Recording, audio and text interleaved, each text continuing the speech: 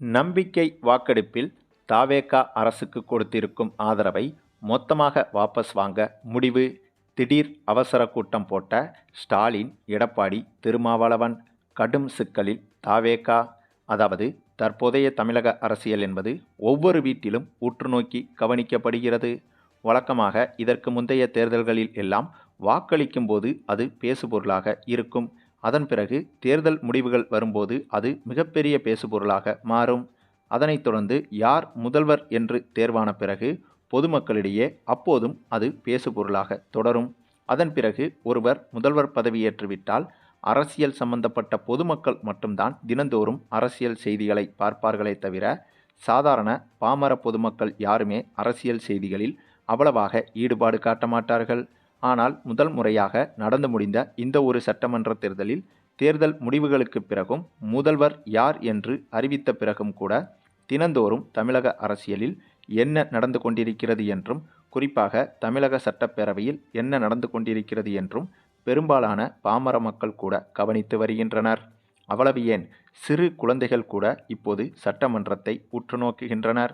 இதற்கு மிக முக்கிய காரணம் முதலமைச்சர் விஜய் அவர்கள்தான்.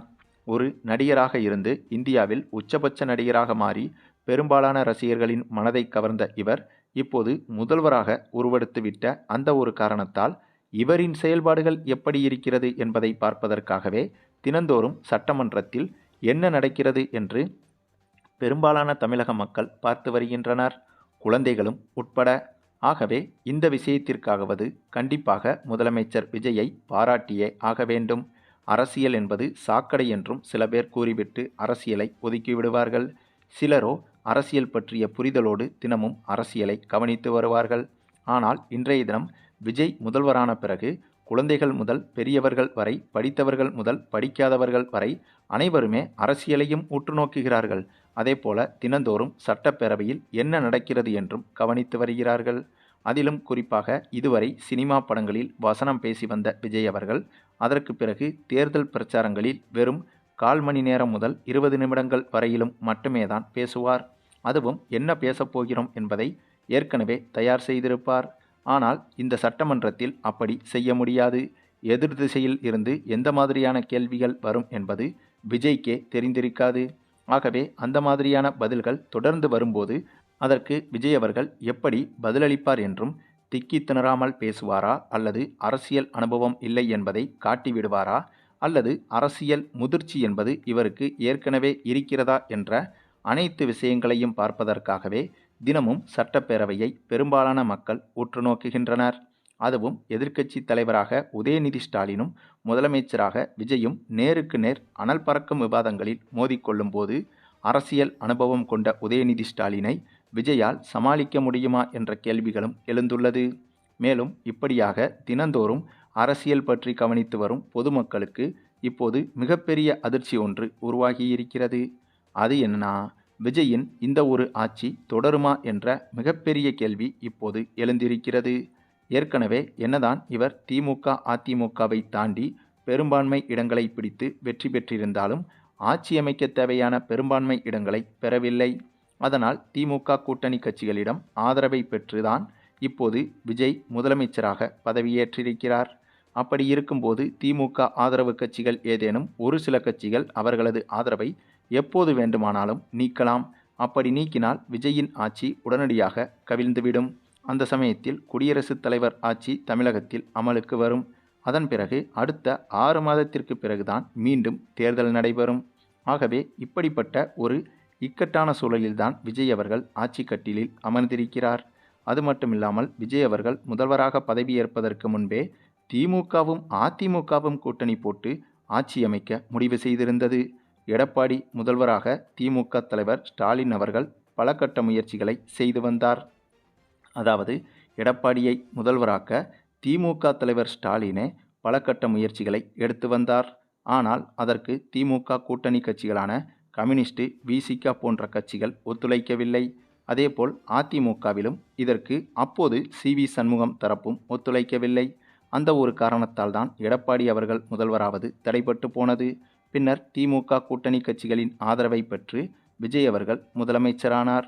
ஆனால் இப்போது விஜய் முதல்வராக பதவியேற்றதற்கு பிறகு வெள்ளை அறிக்கை என்ற ஒன்றை பற்றி பேசியிருக்கிறார். இந்த வெள்ளை அறிக்கை என்பது சாதாரண விஷயம் என்று சிலர் கூறலாம். ஆனால் கடந்த எத்தனையோ முறை ஆட்சி மாறும் போதெல்லாம் வெள்ளை அறிக்கை என்பது வெளியிடப்பட்டிருக்கிறது. ஆனால் அந்த சமயங்களில் ஏற்கனவே ஆண்ட கட்சி தான் இன்னொரு முறை ஆட்சிக்கு வந்திருக்கும். அந்த கட்சி தோற்றுவிட்டால் அடுத்த கட்சி வரும்போது அதுவும் ஏற்கனவே ஆண்ட கட்சியாகத்தான் இருந்திருக்கும். அதாவது 2 கட்சிகளை தவிர்த்து வேறு கட்சிகள் தமிழகத்தில் புதிதாக ஆட்சி அமைத்ததே கிடையாது. ஆகவே அதுபோன்ற சமயங்களில் வெள்ளை அறிக்கைகளை வெளியிடும் அரசு என்பது எந்த ஒரு முழு தகவலையும் முழுமையாக வெளியிடாது. அப்படி வெளியிட்டால் அவர்கள் ஆட்சி செய்திருந்த போது நடைபெற்ற ஊழல்களும் வெளியாகிவிடும். ஆகவே அதனாலேயே இதற்கு முன்பு வெளியான வெள்ளை அறிக்கைகள் என்பது அந்தளவுக்கு உண்மைத்தன்மை இருக்காது. ஆனால் இப்போது தமிழகத்தில் புதிய கட்சி ஒன்று ஆட்சி கட்டிலில் அமர்ந்துவிட்டது.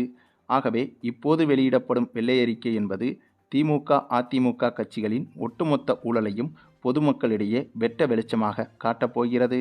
ஆகவே இதை நன்கு புரிந்து கொண்ட திமுக, அதிமுக கட்சிகள் இப்போது வேறு வழியே இல்லை என்பதை புரிந்து கொண்டு வெள்ளை அறிக்கை வருவதற்கு முன்பாகவே இந்த ஆட்சியை கலைத்துவிட வேண்டும் என்ற முடிவுக்கு வந்துவிட்டதாக தெரிகிறது. அதனாலேயே திமுக, அதிமுக கூட்டணிகள் ஏற்கனவே எடுத்த முடிவை மீண்டும் இப்போது எடுக்க இருக்கிறது. அதாவது திமுக, அதிமுக கூட்டணி போட்டு எடப்பாடி முதல்வராக மீண்டும் முயற்சி நடைபெற்று வருகிறது. இந்த முயற்சியின் முதல் கட்டமாக விஜய் கட்சிக்கு முக்கிய ஆதரவு கொடுத்திருக்கும் திருமாவளவனை அழைத்து ஸ்டாலின் அவர்களும் எடப்பாடி அவர்களும் பேசியிருப்பதாக சொல்லப்படுகிறது. இந்த ஒரு சந்திப்பு நேரடியாக நடைபெற்றதாக சிலர் கூறினாலும் சிலரோ தொலைபேசி வாயிலாக நடைபெற்றதாகவும் கூறி வருகின்றனர். அதுவும் கடந்த சில நாட்களாக அதிமுகவிலும் விரிசல்கள் பெரிதாக வெடித்திருக்கிறது.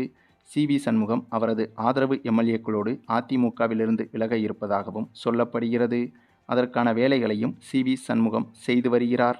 அதற்கு காரணம் இனிமேல் அடுத்த 5 ஆண்டு காலம் ஆட்சியில் இருக்க முடியாது, எதிர்க்கட்சியாகவும் இருக்க முடியாது என்பதை புரிந்து கொண்டுதான் சி.வி. சண்முகம் இப்படியான ஒரு முடிவை எடுத்து விஜய் கட்சிக்கு ஆதரவு கொடுத்து ஆளும் கட்சியின் அங்கமாக மாறிவிட வேண்டும் என்று முயற்சி செய்து வந்தார்.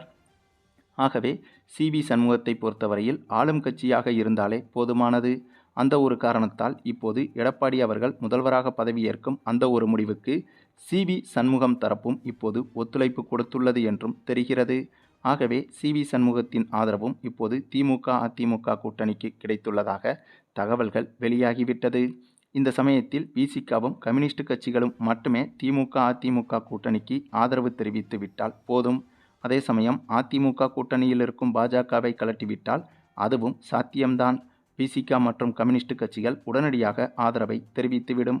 ஆக விஜய் அவர்கள் முதலமைச்சராக பதவியேற்ற ஒரு சில நாட்களிலேயே அவரது பதவி ஊசலாடுகிறது என்பதை இவர்களின் இந்த சந்திப்பு மூலம் புரிந்து கொள்ள முடிகிறது.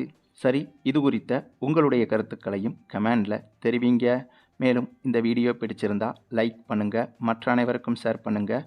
மறக்காமல் நம்ம சேனலை சப்ஸ்கிரைப் பண்ணுங்கள்.